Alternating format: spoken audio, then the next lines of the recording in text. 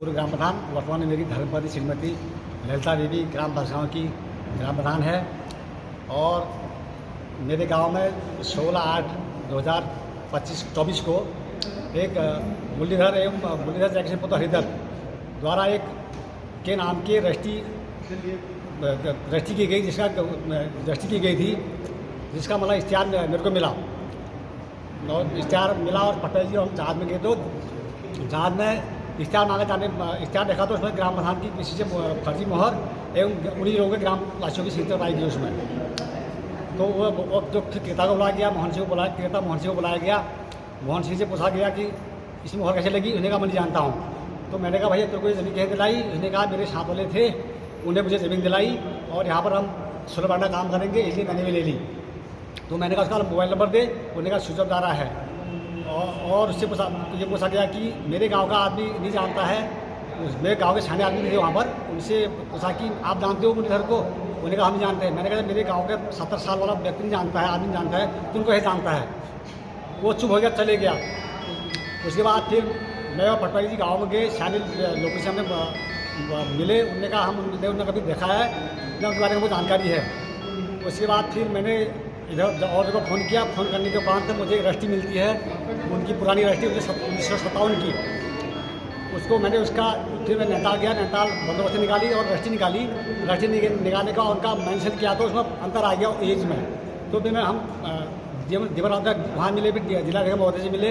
वो अपनी बात रखी कि इसमें एक मुझे लैंड फ्रॉड का शक लग रहा है। उन्होंने कहा आप तहसीलदार के पास आओ, इसमें आप आपत्ति लगा दो, डाकिया में आपत्ति लगा दो।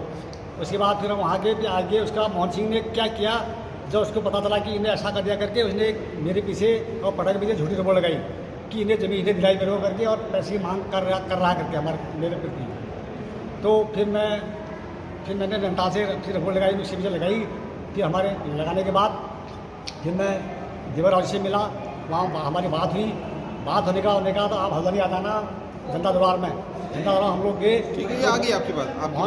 मोहन सिंह ने ये कहा कि मैंने पटवारी और प्रधानमंत्री घुटाला वगैरह मुझे माफ़ कर दो। उसके बाद फिर हम नैनीताल गए, कमिश्नर साहब के ऑफिस में गए।